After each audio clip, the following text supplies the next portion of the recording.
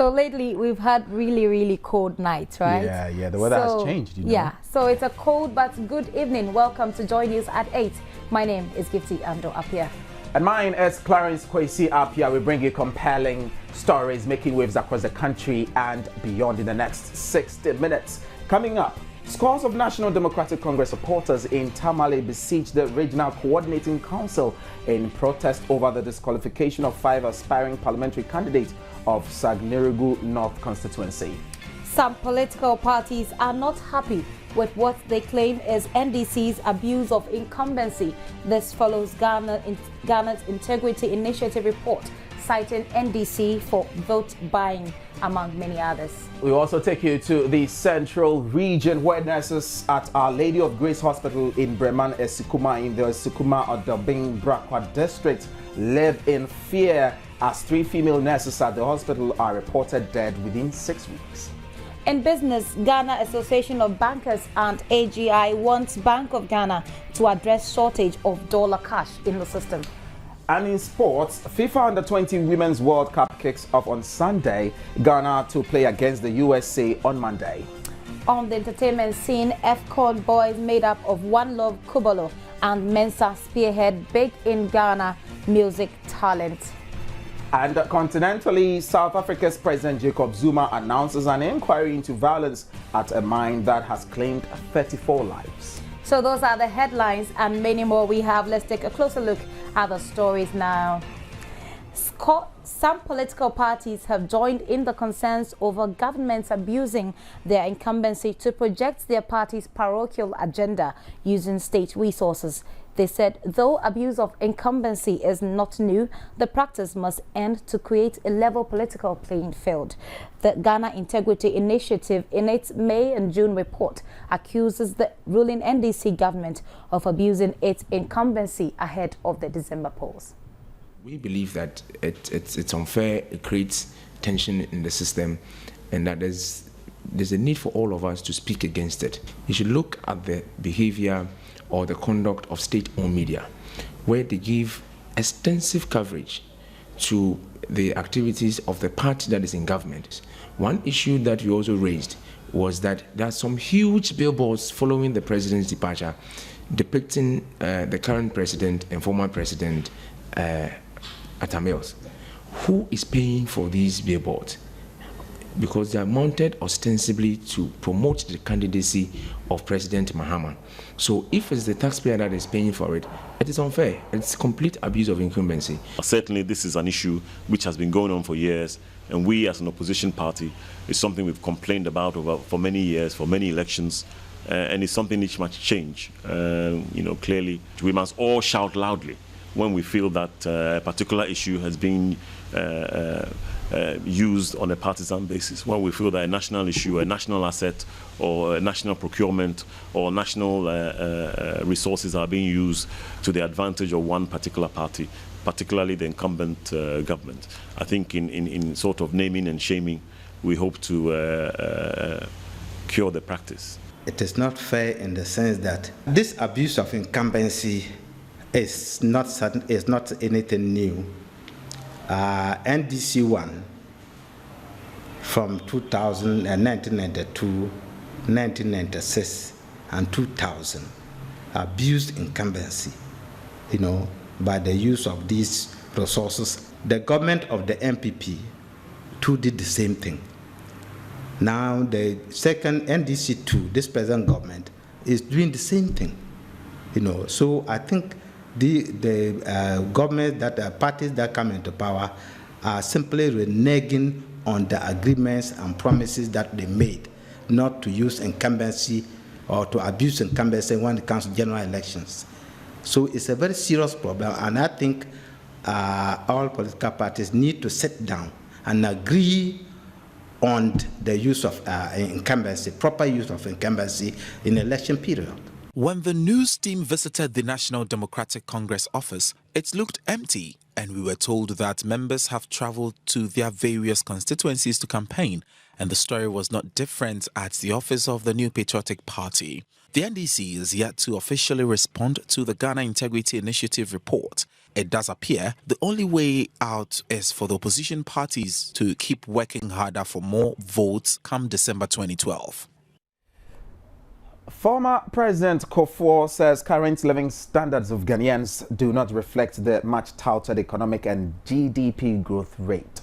He attributes these to what he describes as poor leadership and a squandered opportunity to improve the lives of the Ghanaian people. He said the Shewasetnemuna Tuaba mantra used by the NPP in the 2000 elections is even more relevant now.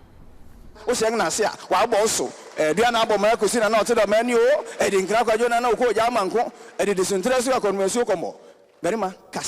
President John Agyekum Kufuor was speaking at the Second Liberty Lectures organized by media analyst and political think tank Dankwa Institute.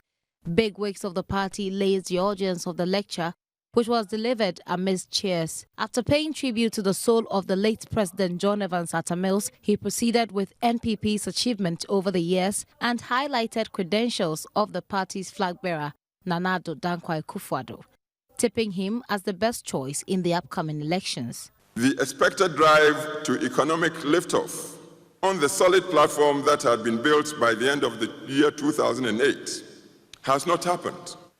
It is that drive that Ghana is crying for now. The NPP stands ready to act and to deliver freedom, development, and opportunities for prosperity for every Ghanaian. Our 2012 presidential candidate, Nana Addo Dankwa Kufuor, is also committed to building a society of opportunities for every Ghanaian through industrializing the economy. He was the man who was the driving force behind the introduction to Ghana of mobile phones, the instrument that has been responsible for the biggest socio-economic transformation of our country over the last 2 decades. President Kufuor said the NPP will ensure that Ghana gets value for money on each negotiation done on its behalf. Whether it is for loan agreements, public procurements, allocation of oil blocks, building contracts, or the payment of judgment debts, we ought to be able to translate the many undoubted opportunities of burgeoning natural resources such as oil, gas, cocoa, minerals, and international goodwill into improving upon the quality of life of our people. But this is not happening now. He said the concept of a property-owning democracy championed by the NPP must be understood in terms of its ability to empower people to create wealth for themselves and in the long run make the entire nation better. Gifty Andwapia, Joy News. So members of the NPP have hailed the lecture, but meanwhile some political parties say they are not surprised that former President Kufuor chose to lambast the ruling party and sing praises of the NPP. The lecture was very well delivered. I also particularly liked the presentation by Mr. Grant, in which he revisited some of the things of the Kufuor administration. I thought it was good for us all to go back memory lane and remember some of those things. Well, this is not the only series of lectures that the Dankwa Institute has. They have various events, and some of them have nothing to do with politics at all. This particular one, since they invited President Kufuor, I'm not at all surprised that he chose it as a platform to talk about what he did. And the title, the topic was Development in Freedom. It is the slogan of the new Patriotic Party. So, I mean, I think it was obvious to anybody. We're about 3-4 months to elections. The topic was a philosophical topic, which deals with what the Dankwa Institute believes in, which also coincides with what the party also believes in. What we wanted him to do was what he did, which is to create a linkage, a bridge between the dreams of the founding fathers of this country and what is been done now. He came to tell you what the issues are. President Kufuor is doing what any NPP will do.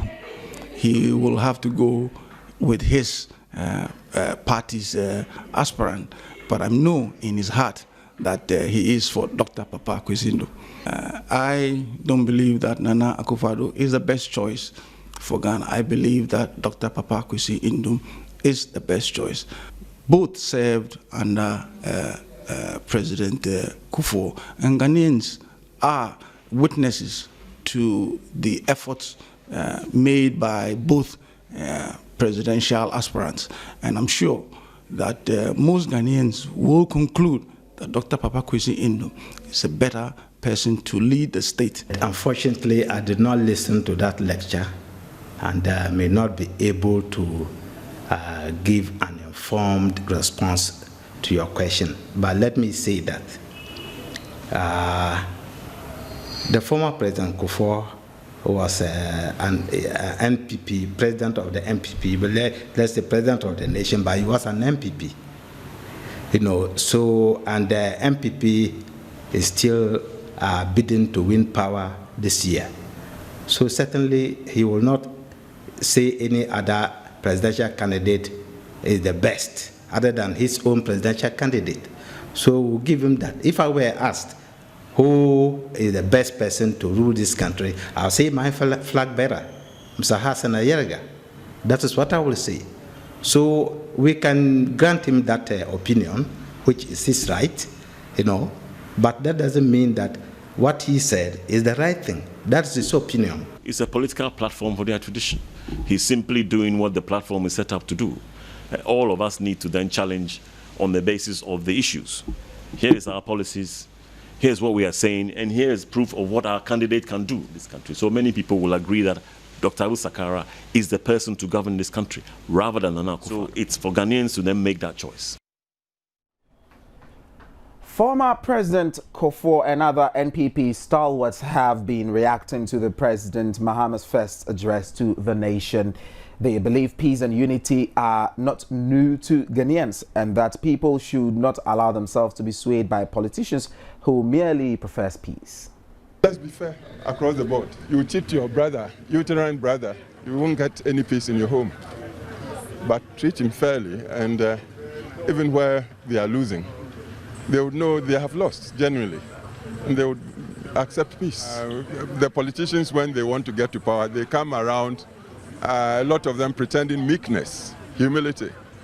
You must learn to see through them. Because when they take your power, they go and mess up. I did not find it very inspiring. I thought it was very proper to thank Ghanaians for the commitment that we did to the funeral. The calls for entrepreneurship, you don't just call for it. Okay, you have to put policies into place. You've had 3.5 years during which you were in charge of the economy of this country. You didn't bring about the policies that were going to grow these opportunities for entrepreneurship. Okay, what are you suddenly going to do in the last 3-4 months? The call for the unity and a peaceful election, an election free of insults. He had well, in fact, he was one of the first to start the insults. He had a very fantastic opening, thanked the nation accordingly, and I think that was fantastic because I think that people must lead by example. And I would want to say that President John Mahama himself is well noted, even though maybe in momentary anger, to have used certain words which I would say were not particularly palatable. So I think he should start by setting the example by apologizing to the nation, by saying things like baloney, useless, and so on. If you say that Ghanaians are talking about something and what they are saying is useless, then it means we don't even have a say in what happens in this nation. And I think that's very unfortunate. It may have been a slip under certain circumstances, but I think by him apologizing, we can now set a new trend to move forward in the right direction. Ghana is united. I mean, we are making a lot of, song and dance about, oh, we need peace, we need unity. I mean, for as long as I've been in this country, I don't remember once that Ghana was in war. We fought for biometric registration and biometric verification. Those are the tools and instruments that protect the peace. It's not just about saying, let's have peace, let's be united. United about what? We are united in where we want to go. We know where we want to go, but we are competing as to how to get there. Nurses at the Our Lady of Grace Hospital in Bremen Esikuma in the Esikuma Dobin-Brakwa district of the Central Region are living in fear as 3 female nurses in the hospital are reported dead within 6 weeks. The cause of death is unknown, generating intense discussions in the Esikuma community, creating rooms for wild rumors and speculations. When Joy News visited the hospital, Health workers had tied red bands on their wrists and around their necks to send signals that they were not happy in the hospital. The administrator of the hospital, Techi Ansa, declined to speak to Joy News on camera, but confirmed the death of the 3 nurses. He said investigations into the issue is ongoing and therefore cannot give any further information on the matter. Residents were also worried that the nurses may go on strike. When contacted, the district chief executive for the area, Georgina Nkrumah Abua, said she was not aware of the issue and cannot comment on it.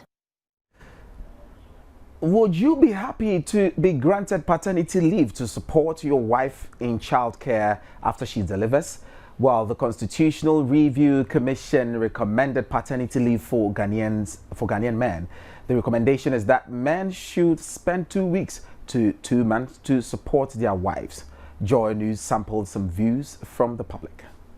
Our mothers, they suffer too much, so if they have to go on leave for certain reasons, I think is a good idea, and women, as we all know, they tend to grow faster than men. Some men are 40, 50 and they are more stronger than women at that age, so I think if fathers should be given a leave on paternity issues, I don't think it's a good idea. If you are with your wife and you as a married couple, you're supposed to help her in all the house things. In that case, I think it's good. Sebe manage leave na so betina fie aboa oba ne hwem ebra wa wo ba buso miensa ne dia ene de ma ba ma no so na adwuma mankeye. I think it's a good idea. Because when you work for some time and you are blessed with a child, at least you have to be given some time to take care of the child.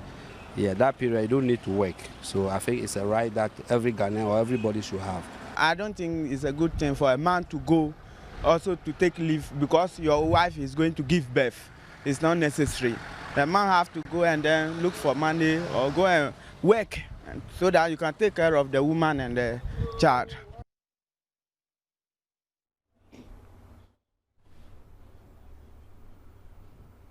The 2012 general election is just around the corner and almost all the political parties have started their campaigns. Will development projects, especially the major road networks under construction, affect the choice of electorates in the December polls? Emmanuel Ante takes a look at the major roads under construction and whether this could have any influence on people's voting patterns. Political parties in Ghana have started rigorous campaigns to convince electors to vote them into power. Their campaign is mostly based on how well or poorly one party performed during their tenure of office. Development projects like road networks across the country will take center stage in the coming weeks, with one party after the other claiming to have done more than the other while in office. I hit the streets of Accra to check on the status of the various roads under construction in the capital.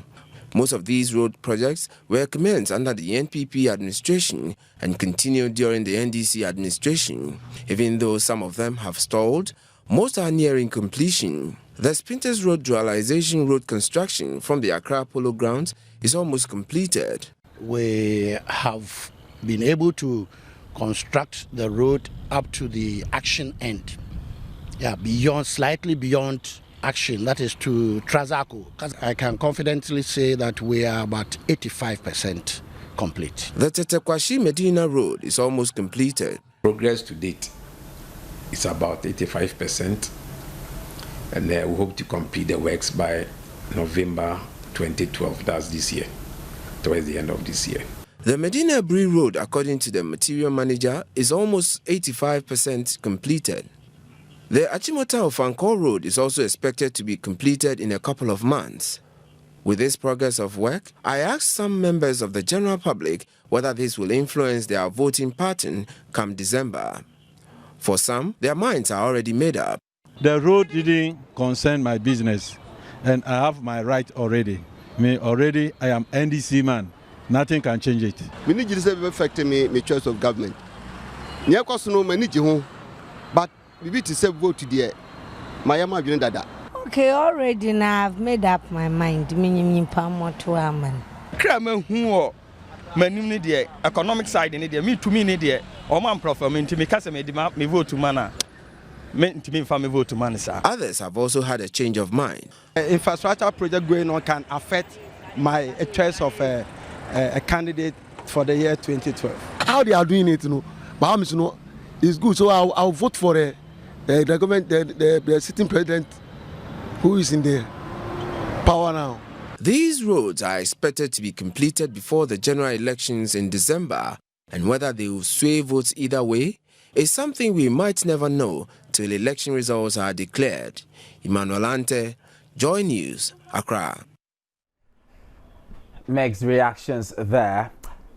Scores of National Democratic Congress supporters in Tamale besieged the Regional Coordinating Council in protest over the disqualification of 5 aspiring parliamentary candidates of the Asiedu North constituency. The angry supporters accused General Secretary Johnson Asiedu of colluding with certain forces at the presidency to disqualify the 5 aspirants to ensure their favorite candidate, Alhaji A.B.A. Fusaini of Graphic Communications Group, becomes the parliamentary candidate for the constituency at all cost. The supporters, screaming on top of their voices, accuse the General Secretary of always hiding behind some elements to cause disunity in the party. They cited similar activities leading to disagreement between the party founder Jerry John Rawlings and some highly ranked members of the party. Tempers flared up among the supporters when it became obvious that only state-owned media personnel were allowed access to the residency of the Regional Coordinating Council, where screening of candidates for the newly created constituencies were being conducted to give the party heads up when the EC goes ahead to create the constituencies. The 5 disqualified candidates are Alhaji Mohammed Amin Adam, Northern Regional Coordinator of the National Youth Employment Scheme, Salifu Swalisu Abdullahi, Mohammed Abdul Salam, Tamale Metro Scheme Manager of the National Health Insurance Scheme, Idris Wandani Mwazu, and Hajia Boya, Deputy Minister for Women and Children Affairs. Those who passed the vetting including Alhaji A.B.A. Fusaini, Night Editor of Daily Graphic, Richard Andani Yakubu, Olivia Hawayaya, Regional School Feeding Program Coordinator, and Salifu Swalisu Alabria, former Tamale MC. Now we have on the line the General Secretary of the National Democratic Congress, Johnson Asiedu in Ketia. Good evening and thanks for joining us on Joy News at 8. Good evening, my brother. Now, first of all, there's this accusation that you have disqualified candidates to favor your preferred candidate. How true is it, and what do you have to say to that? Thank you. Before I proceed, I think the reporter gave you wrong news items completely. The number of candidates disqualified were 3, and it didn't include some of the names you mentioned. So that is wrong. So and the fact also that some news media men were allowed and others were not allowed, it's also incorrect. It wasn't a media event, so we did not allow any media personnel into the vetting room. So I hope you correct this wrong statement. So then basically, for your media. So basically, it does not change the issue that some of the candidates were disqualified. Now, now on what grounds were those candidates disqualified, if I may ask? There were 8 candidates contesting the constituency primaries for Asiedu. To begin with, we have 8 constituencies that went through vetting yesterday and today. And out of the 8, 7 went through without any disqualification. In the particular case of Asiedu, there were 8 candidates, and 5 of them were qualified and 3 were disqualified. And the disqualification range between, when we are doing the vetting, we assess the person against the requirements of the 1992 Constitution and also against the requirements of our party constitution. The purpose of assessing them against 1992 constitution is that they must first of all be qualified to be members of parliament at all in Ghana, irrespective of the party on whose ticket they will contest. And then we weigh them against our party's constitution because we need to satisfy ourselves that they are genuine party members.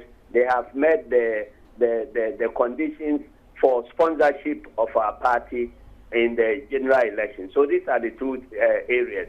If they fall short of any of these two conditions, then they get themselves disqualified. In the case of one candidate, he fell short of the requirements of the 1992 Constitution as far as hailing from and residential clauses were concerned. I want to remind listeners that before you can contest on any seat in Ghana to Parliament, you either must hail from that constituency or otherwise you must have stayed there 5 years out of the last 10 years preceding the date of the filing of your nomination. And there are settled cases on this matter where an NDC member of parliament was withdrawn by court action and a by-election ensued. So as a political party, we should not be entertaining a second situation like that. So in this particular case, the person did not hail from the constituency at all. When he heard that the seat was vacant and it will be up for contest, he moved and relocated in the constituency. He has so far stayed there for a total period of about 6 months. So obviously, he couldn't qualify to contest elections on the ticket of that constituency. So he was accordingly disqualified. So the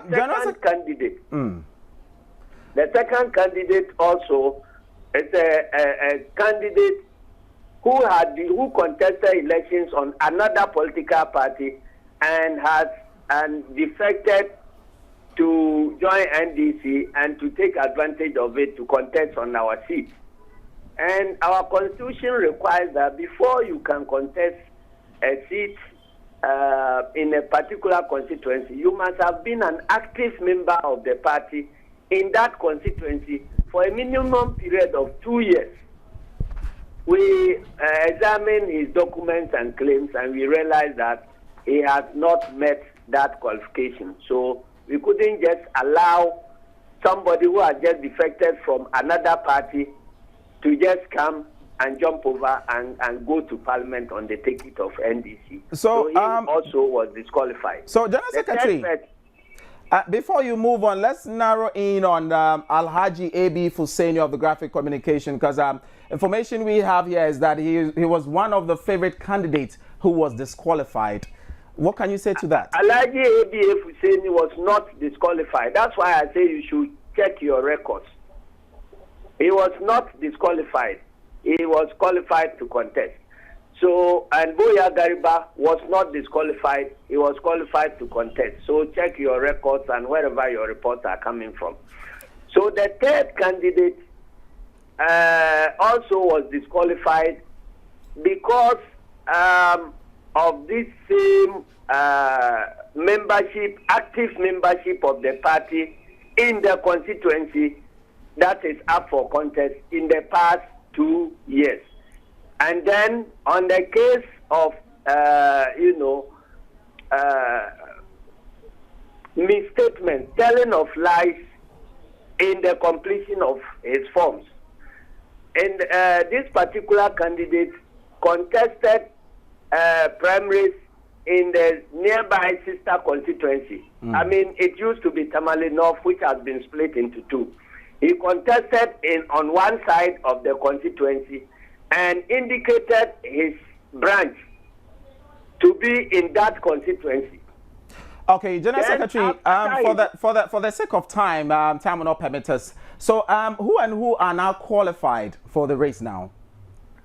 I can't remember the names, but Alhaji A.B. Fuseni is qualified. Boya Gariba is qualified. There's regional women's organizer and a coordinator for school feeding is also qualified, and 2 others. Those who were disqualified were 3. Okay. And, so that is what it is. So everything was done transparently, and 2 of the candidates were satisfied. The 3rd candidate felt dissatisfied, and it was his supporters who were mobilized to just make noise outside the premises. Okay, General Secretary, let's leave it here for the sake of time. Thank you very much for speaking to us and joining us at 8. Okay. Yeah, okay. Gifty, I guess you have the next story then. Yes, I do have the next story, but I was wondering, do you know Alhaji Abi Husseini? He used to be with Graphic Communications. Yeah, so he's saying that he has qualified. He has qualified, and, Gary Baboya has also qualified. Well, we wish them well. We'll move on to the next story. The Hajj Committee has acquired another land near the Accra Polo Grounds to construct a temporary structure for use as the new Hajj village later this year. This was necessitated by the recent Allied airplane crash near the Elwak Stadium right at the Hajj village. Joy News cameras captured an excavator clearing a portion of the airport land to make way for the construction of the temporary structure. Upon inquiries, we found out that the contract for the clearing of the land has been awarded to Suya Ghana Limited. Gideon Amankwa is the project manager. Okay, this project is for the airport authority. And we were also contacted by the Department of Urban Roads to come and do the clearing for them. It's going to be the new temporary Hajj village for the programs who will be traveling very soon too. Joy News will keep you updated on the status of the project as this year's Hajj draws closer.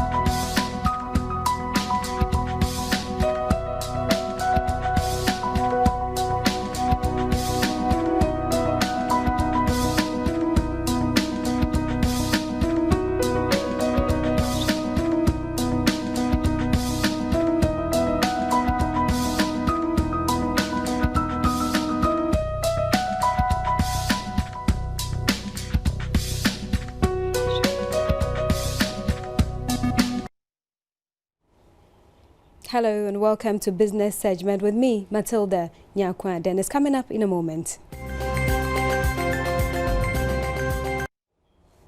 In our first story for today, the Association of Ghana Industries has called on the Bank of Ghana to swiftly resolve the country's currency issues. Though the central bank has put in measures to save the cedi from further depreciation, little results has been realized. Now, one positive effect of the depreciation, the central bank says, is discouraging importation. Nonetheless, the AGI explains the story is different with manufacturers. By the second quarter of this year, the cedi had already depreciated up to 20% against the dollar. An effort by the central bank as of June same year had yielded very little results. Thus, for the situation to be reversed, the Bank of Ghana resorted to tackling excessive dollarization of the economy and recently restricted dollar importation to itself, which in effect increased black market sale of the foreign currency. President of the AGI, Seth Chuma Kwambwa, explains how this affects manufacturers in the country. If you want dollars to buy something and you're a manufacturer and you go to the bank and your bank is unable to provide, or they delay in making any such money available, it affects your own operations, it affects your development, and it has an effect on your competitiveness. So that has to be dealt with. And that could be a challenge. But for me, the bigger picture or the bigger challenge is how do we ensure that the cedi doesn't depreciate any further? Otherwise, because they are mobilizing cedis to be able to buy the raw materials. By the time the materials come, you process, you sell, and get the cedi back, it's already depreciated. So you need so much cedi to get the same dollar, and that is where the challenge is. Though he won't say if members of the association will increase prices of goods and services, he predicted such a development is not far-fetched in the long run. He then expressed confidence in the central bank to solve the cedi matters, but asked for swiftness. Generally speaking, if you compare, this week to a few weeks earlier, the situation seems to be gradually stabilizing. So we do have confidence in our institutions of state. We only urge them to work harder so that come the end of the year, we'll have better stability and businesses will be okay with their planning and everybody will be fine with the system. Meanwhile, the Bank of Ghana has denied knowledge or existence of increased black market activities. Commercial banks in the country want the Bank of Ghana to increase the supply of dollar cash to address the shortage on the market. Speaking to the media at the sidelines of the Ghana Association of Bankers annual general meeting in Accra, President of the association, Asiedu, Kufuor, said the absence of dollar cash is hurting the business of their clients and wants the central bank to take another look at the situation. He, however, maintained that this is not to be done in a way that would deplete the country's international reserves. President of the Ghana Association of Bankers, Asiedu Kufuor, first highlighted some key points in the association's 12th annual general meeting in Accra. We think that fiscal responsibility, especially in an election year, is very important. Ghana has to move away from the regime of, macroeconomic instability every 4 years. We should move into a trajectory where the economy is stable and the uncertainties are very limited so that businesses can plan properly. This will lead to a lowering of the cost of doing business and make Ghanaian businesses even more competitive. He blamed the current dollarization of the country's economy to the lack of enforcement of the Bank of Ghana's regulation by players in the financial sector. It is against the laws of Ghana to invoice in foreign currency. So it's just a matter of enforcement of the laws. So we will want to encourage the government to do just that. We agree that really if we are in a cedi economy and there's no valid reason why companies should invoice in US dollars. Although we have an open economy, but there's no valid reason. So if the law is there, then the law must be enforced. Touching on other issues, ranging from the lack of uniformity in the formula used in determining the base rates of banks to the Bank of Ghana's deadline for banks in the country to meet the stated minimum capital requirement of 60 million Ghana cedis by the end of the year. Asiedu Kufuor said commercial banks were enhancing their operations to ensure their business resonates with the growth of the country's economy. The central bank had a change in policy requiring us to provide primary reserves for our dollar deposits in cedis. This has led to some additional costs to our members, and members have reacted in different ways. Some members have absorbed the cost of this additional, or this change in policy, and some too have had to charge their customers to recover the costs involved. He also charged economists to stop blaming the banks for the increase in interest rates in the country, noting that interest rates are determined according to the market variables that are government policies and programs, adding banks only implement such policies. And still in today's business news, acting governor of the Bank of Ghana, Dr. Henry Wampa, has called on commercial banks to be highly professional and ethical in rendering services to their clients. He was addressing situations where banks flout the central bank's regulations and engage in illegal dollar trading on behalf of their clients. He also advised banks which are yet to meet the minimum stated capital requirements of 60 million Ghana cedis before the end of the year to consider listing on the Ghana Stock Exchange to raise the necessary revenue.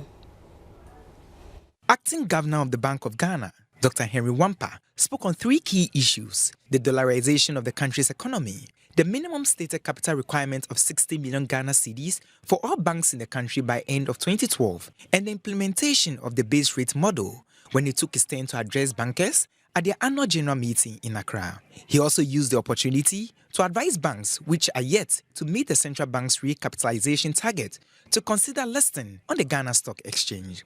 Public listing on the Ghana Stock Exchange of at least 25% of the bank's equity or such amounts as would close the capital gap, even if such listing does not raise the required amount by the deadline, would be considered as sufficient effort to comply with the capital requirement.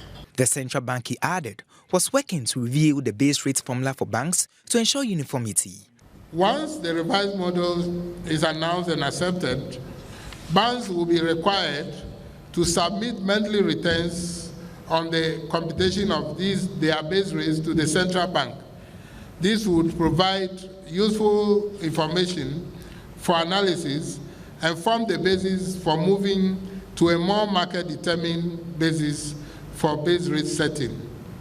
We expect that all banks will fully participate in this process so that we can enhance the environment for lending. He also advised banks not to engage in illegal trading on behalf of their clients. Some banks encourage huge over-the-counter withdrawals of foreign currencies by customers, including Forex Bureau, from foreign exchange accounts, and these activities encourage dollarization of the economy. Let me remind all of us that the regulations form the building blocks of our industry, and that we should not trade off short-term anticipated gains for building a robust, vibrant banking system that is necessary for supporting the medium to long-term development of the industry. The Bank of Ghana, he indicated, will not relent to punish any bank caught to have contravened the BOG regulations in the line of their duties. And that does it for business. Up next, a smart investment, followed by some exciting entertainment news as usual.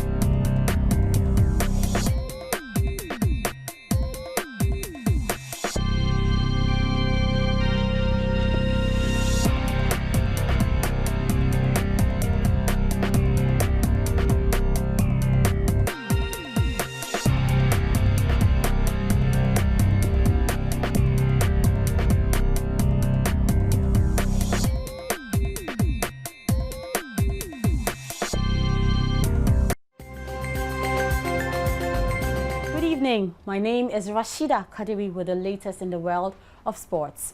Brecum Chelsea must beat Egyptian side Al Ahly this weekend to brighten their chances of making it to the semi-finals of the CAF Champions League at the Accra Sports Stadium.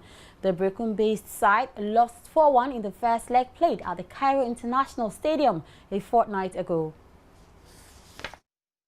Brekum Chelsea will host the 6-time African champions at the Accra Sports Stadium on Sunday and will have no choice than to win. Coach Hans van der Pluim will be counting on his star striker Emmanuel Clottey, who returned from China earlier today from international duty, hoping to break the 4-year record of 13 goals accomplished in 2008 by Stephen Wogu for Enyimba Stars in Nigeria. Clottey is currently leading the goal scorers chart of the competition with 12 goals and admits it is possible. I look at this team we play against them in Egypt. I think it's very, very easy to score them because we can match them.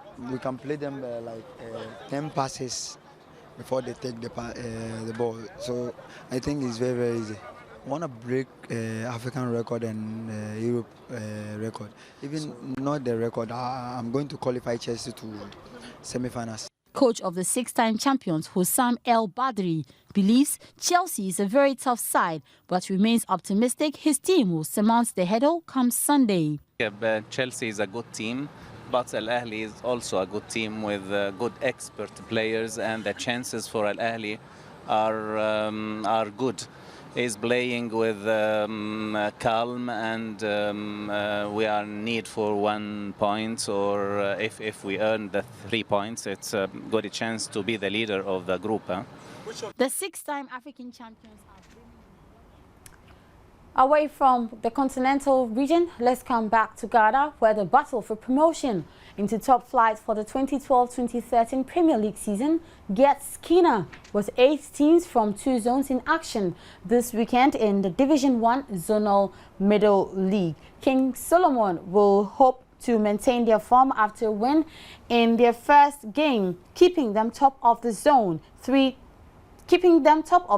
table at the moment. They come up against Istanbul FC, who have just a point from their first game at the Tema Sports Stadium. The other Zone 3 match will be between Amidios Professionals and Dambot FC at the Robert Mensah Stadium in Cape Coast. Zone 1 will see former Premiership sides RTU and Tonabo Fakwa battling for a return into top flight against 2 potential debutants. RTU won their first game and will go into the next against Unity FC at the Babayara Stadium, beaming with confidence. Tano Bofokwa will hope to change tactics after going down 2-1 against RTU on match day 1. They take on Bazooka FC at the Tema Stadium. All 4 games will be played simultaneously on Sunday. Well, so not too good news in continental news, but indeed, we're excited about Paternity. You are, right? Of course, I'm a man, so I must be. But I have a feeling that men are going to abuse it, seriously. How are they going to abuse it? I think it's a welcoming news for men, you know. Well, I don't think so. But, well, that's it for tonight. That's for Joy News at 8. My name is Gifty Ando Apia. And mine is Clarice Kwesi Apia. Join the news desk again at 11 p.m. for more. Good night.